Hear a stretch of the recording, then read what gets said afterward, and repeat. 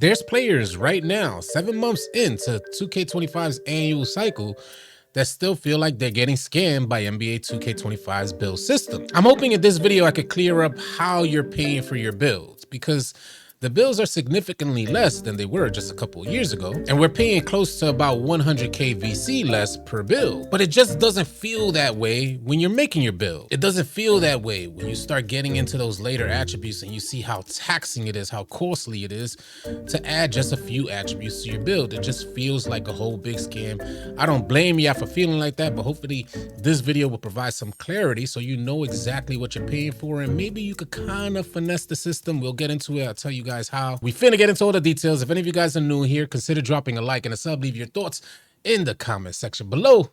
Let's get to the video. What's good, y'all? I'm AllCity as always. Appreciate you guys tuning in. Now, it all started with this post that Brad on X added me on from Swante, saying that 2K is pretty much scamming us. Swante says interest rates on attributes are crazy. Firstly, I salute Brad and the entire AllCity X family for sharing this stuff with me. If you guys find anything interesting that you would like me to comment or respond on, definitely add me on X. While you're there, consider dropping a follow. Now, it's no secret that the 2K community feels like we pay too much for the builds that we play on. Ironically, over the last 2 years, the build cost has gone down significantly, damn near 100k less than we were paying 2 years ago. I'm about to show you guys a clip, and it's the way the build system is set up that makes us feel like we're paying more than we actually are. That's not to say that the bills aren't costly. They still are way more costly than I think they need to be. But through this video, if you end up learning how to understand what you're paying for and how you're paying, it may make a little bit more sense to you. Let's load up this clip from Snaggatron, let you guys see this and see the actual problem, and then we'll provide the solution or the understanding, giving you guys some clarity on the whole build system. Can you make sense of this for me real quick? Because maybe I'm tripping the sound. Listen very closely, right? Let's go. I say I want to get this to 79, right? That would precisely cost me 1,168 VC, correct? Yeah, hell yeah. That now, if I take this down, right, and say I want to max out my driving dunk to 75, right? That will also cost me a band and $100, right? Yeah. Now, why when I bring this so wait, in total, that's just equal like 2 bands, right? Yeah, 2 bands. Like around there, right? Why when I bring this motherfucker up to 79, this goes to 4.2k, bro? Wait, take down the driving dunk? It will be a band.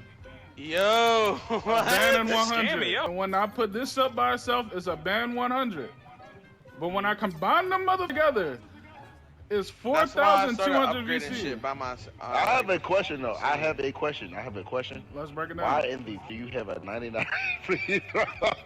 To address the latter part of that video, 99 free throw is the wave. And after you go 99 free throw, you probably never go back because you never have to question whether that free throw is going to drop. I have made builds with lower free throws, but at the free throw line, it's just like a guessing game whether or not that free throw is going to drop. So salute to the homie who went with 99. Now, the way you guys are paying for builds on NBA 2K25 is very similar to NBA 2K24, but very different from NBA 2K23. We exposed everything about the build costs, I think, in 22. In NBA 2K23, more and more players became aware of how we were paying for our builds, and 2K decided to change everything in NBA 2K24 and 2K25. I would like to pull up this graphic that I created to help you guys understand how you're paying, like the new way to pay for your builds. The graphic on the right side displaying 2K23's build costs allowed us, we used to be able to pay for our builds with each individual attribute. This means you could calculate how much a build costs in the very beginning before even dropping that VC on your build. As you guys can see, I itemized each attribute and put them into categories, giving you a total for each attribute cost and the category cost. Adding each of the category costs gave me the grand total for the build, and that was how we used to pay for builds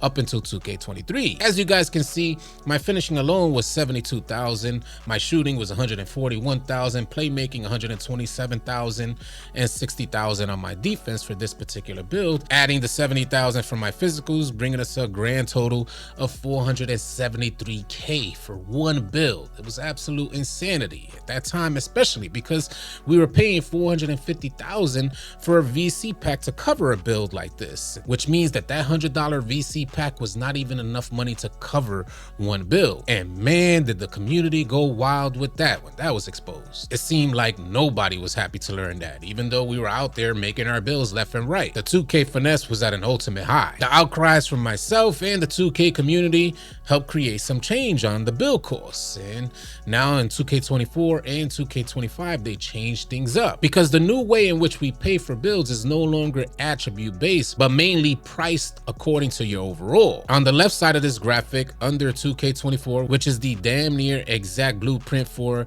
the NBA 2K25 system, from 60 to 70 overall, you're paying about 4K per overall upgrade. 60 to 70, 10 overall upgrades, 4K per upgrade, giving you a grand total of 40K going from 60 to 70. Remember guys, you're no longer paying for each attribute upgrade per se, you're paying for the overall upgrade, and that's how 2K taxes it. From 70 to 80 overall, you're paying about 9K per overall upgrade. So from 70 to 71, 9K, 71 to 72, 9K, etc, etc. So from 70 to 80, 10 overall upgrades gives you a total of about 90,000 VC. To get your player from 80 to 85, you need about 50K VC because it's going to cost you about 10K per overall upgrade. 5 upgrades, 50K grand total, going from 80 to 85. And from 85 to 99, you're going to pay 13,000. This is like exact. If you just increase it per overall upgrade, let's say from 85 to 86,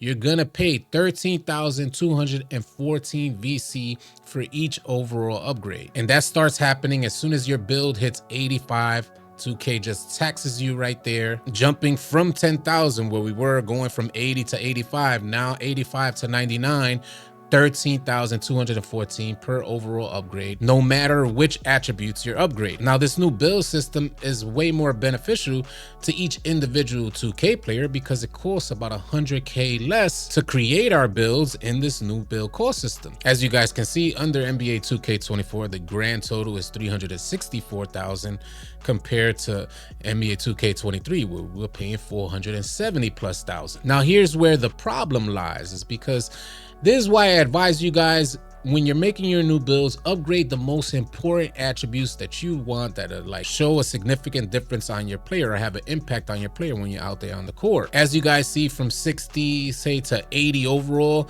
you're paying 4 to 9K per overall upgrade, which is significantly less than paying 13K per upgrade. And we're not talking about an attribute upgrade, we're talking about an overall upgrade. So when I make my new builds, I put everything on the front end, increase my 3-pointer max, all my physicals max, everything that makes my build what it is. I max those out early on in my build where I'm paying significantly less, although increasing those attributes will raise your overall a lot quicker. Now, there's a little way that you guys could kind of finesse the system. That is, if you don't really care about having a 99 build. You max out all your main attributes on the front end, paying significantly less on the front end, but where 2K gets you is on the back end. Pause. So you're going to be paying a lot more if you're fixed on getting your build to 99. You'll be paying a lot more for attributes that are not as impactful. If you don't care about getting to 99, then you don't even need those attributes, and you can save those costs where each individual attribute will cost way more because you're in a different tier of overall upgrades. If you try to upgrade attributes from 85 to 99, keep in mind you're going to be paying 13,000 for each overall upgrade, which when that breaks down into attributes, it's just way more taxing, like you guys saw in the video. So for clarity's sake, in the video, he upgraded one attribute so that it cost 1,000. He lowered that back down, went to another attribute he was trying to acquire, raised that up to where he wanted it so that it was going to cost 1,000. Ideally, we're thinking he's only going to pay 2 bands. When he put both attributes up together, which significantly impacted his overall, you can see that the number jumped jump from what we thought was going to be 2,000 to 4,000 because they price attributes according to the overall bracket that you're in. I'm hoping that this video brings some clarity into how the build cost system works for you guys. Is this new build system and how we pay for our bills better for us or worse? Would you like to see something different? Sound off in the comment section below. I'm always curious to hear your thoughts. If any of you guys are new here, consider dropping a like and a sub on your way out. I'll catch you guys on the next video. Easy, y'all. If you guys are tired of running with randoms and you're looking for players to run with on NBA 2K, come on out and join the AllCity 2K Discord. The link will be in the description below. Find players and get runs now. Drop a like and drop a sub on your way out. Leave your thoughts and comments in the comment section below. I'll catch you guys on the next video. Easy, y'all.